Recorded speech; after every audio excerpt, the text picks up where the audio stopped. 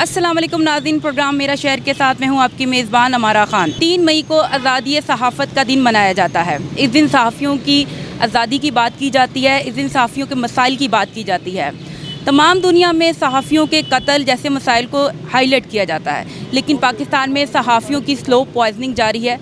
उनको मुआशी मसाइल का सामना है, जिसकी सूरत में उनका मुआशी कत्ल किया जा रहा है। जबरी बरतरफियाँ, तनख्वाहों में कटौतियों जैसे मसाइल सामने आते हैं और उनका अभी तक हल सामने नहीं आया। इन सब बातों पर बात करने के लिए हम लाहौर प्रेस क्लब में मौजूद हैं और यहाँ हम बात करते हैं सहाफ़ियों से और सहाफ़ी के रहनुमाओं से कि आखिर ये हालात कब तक चलते रहेंगे। देखें जी, ये मसाइल तो एक बड़े पुराने हैं और आज 3 मई का दिन है और 3 मई आपको पता है पाकिस्तान समेत पूरी दुनिया में यौम आज़ादी सहाफ़त जो है वो मनाया जाता है। लेकिन मसाइल अब इतने ये गंभीर हैं कि ये इस तरह हल होने वाले नहीं हैं, चूँकि बदकिस्मती से कहें कि जब से पाकिस्तान बना मीडिया अंडर थ्रेट रहा है, अंडर प्रेशर रहा है और आज़ादी सहाफ़त पे जो हम बात करते हैं हमारी बड़ी इस पे हमारे बड़ों की कुर्बानी है। उन्होंने जेलें शिलें काटी हैं, कोड़े खाए, कैदें काटी, किले काटे। तो मैं ये समझता हूँ कि इस पर अब जो है इसका जो निज़ाम है एक्चुअली सहाफ़त जो है वो मईशत के साथ उसका बड़ा रोल है। जब तक आप हमें आपको कोई देखें, जब तक हमारा पेट ठीक नहीं होगा, हमारे वेज ठीक नहीं होंगे, तो तब तक तो आज़ादी मुमकिन भी नहीं है। तो इस जो दौर चल रहा है, पिछले आमराना दौर भी आया, ज़िया-उल हक का दौर था, परवेज़ मुशर्रफ का दौर था, लेकिन जो ये दौर है ये दौर बड़ा कठिन दौर है। इस दौर में जिस तरह सैकड़ों हमारे साथी बेरोज़गार हुए और कट्स लगाए गए उनकी तनख्वाहों में। देखिए महंगाई किधर है और कट्स किधर हैं। तो मतलब आज भी अगर एक मैं ये कहूँ कि आज भी एक जो वर्किंग जर्नलिस्ट है, अगर वो उसकी तनख्वाह जो 4-4, 6-6 महीने मिलती नहीं, अगर उसकी वो तनख्वाह का अंदाज़ा लगा लें तो एक सिपाही से भी आधी तनख्वाह है उसकी और वो भी नहीं मिलती उसकी। तो ये हाल है एक सहाफ़त का। तो आज़ादी कैसे मुमकिन है जब हमारे इतने सैकड़ों लोग बेरोज़गार हों और अपनी दुकानें कर लें, बेचारे कारोबार छोड़ दें, कारोबार में लग गए। कई लोगों ने आपको देखा था वो शरबत बेचना शुरू कर दिया। तो ये देखें, पाकिस्तान के अंदर ख़ास तौर पर ये जो हालात हैं इस वक्त, उसमें आज़ादी सहाफ़त तो हमेशा से एक चैलेंज रहा है, लेकिन आजकल जो हालात हैं ये ख़ास तौर पर बहुत ज़्यादा संगीन जिसे आप कह सकते हैं कि एक तो ये है कि सच बात कहना मुश्किल से मुश्किल तर होता जा रहा है। जहाँ अगर आप मुल्क में जमहूरियत को फ़रोग़ नहीं देंगे, जमहूरी इदारों को मजबूत नहीं करेंगे, तो ये चीज़ आपकी गवर्नेंस के ऊपर असरअंदाज होती है। जब गवर्नेंस जो है वो अच्छी नहीं होगी तो लामहला उसके ऊपर तनकीद होगी, और जब तनकीद होगी तो फिर उसी के ऊपर हुकूमत की गिरफ्त आती है और वो बात नहीं करने देते। आपके जो सवाल है उसका एक दूसरा हिस्सा है जिस पे आप बात कर रही हैं, वो ये कि सहाफ़ियों की वेजेस के हवाले से। देखिए, कोई भी सहाफ़त तो उस वक्त आज़ाद और इंडिपेंडेंट हो ही नहीं सकती जब तक एक सहाफ़ी जो है वो उसका किचन न चले। और मैं समझता हूँ कि अगर आप लोगों को उनकी वेजेस कम रखते हैं, उन्हें उनकी तनख्वाहें नहीं देते, उनके हक़ नहीं देते, तो ये ही आज़ादी सहाफ़त के ऊपर सबसे बड़ी कदगन है।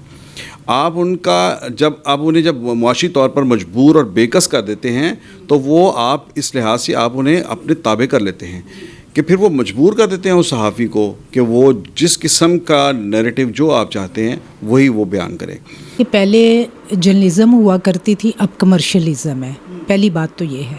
दूसरी बात ये है कि जो हमारे इस इदारों में डाउन साइजिंग वगैरह हो रही है ना, इसके मैं समझती हूँ इसके ज़िम्मेदार मालिक नहीं हैं, इसके ज़िम्मेदार सो कॉल्ड मालिक हैं, जो जाके मालिक को ये कहते हैं कि आप 50,000 में बंदा ना रखें, मैं आपको 25,000 में ला दूँगा। इस तमाम बहरान जो आजकल इस इंडस्ट्री में आया हुआ है ना, इसके ज़िम्मेदार सो कॉल्ड मालिक हैं, हम खुद हैं, हमारी तंजीमें हैं जो मालकान के तलवे चाटते हैं, मालकान को जाके मिसगाइड करते हैं।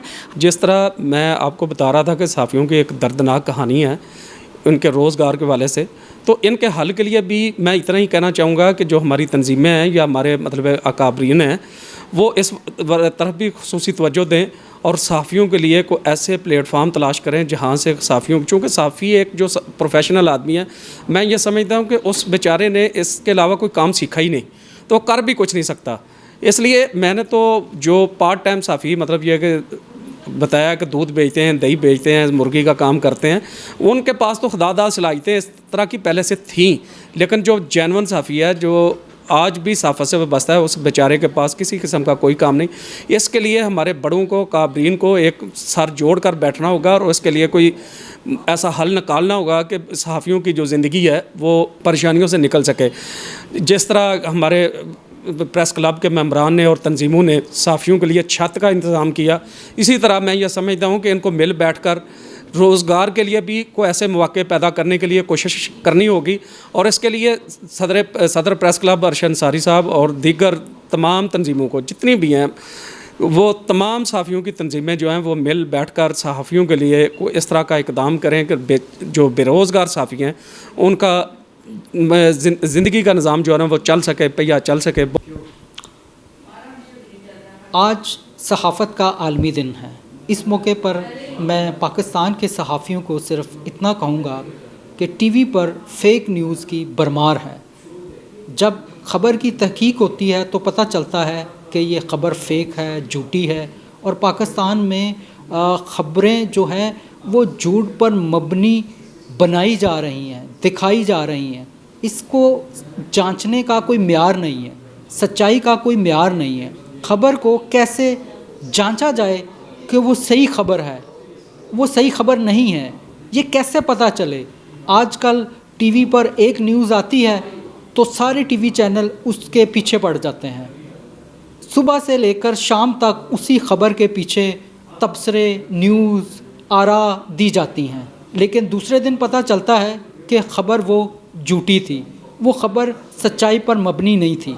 ہمارے صحافیوں کو سوچنا چاہیے. صحافت کے عالمی دن پر بس میں یہی کہنا چاہوں گا کہ صحافیوں کو چاہیے کہ وہ جو بھی نیوز دیں وہ سچائی پر مبنی ہو, کیونکہ ہم اپنے دیکھنے والوں کو, نیوز سننے والوں کو نیوز چینل سے دور کر رہے ہیں.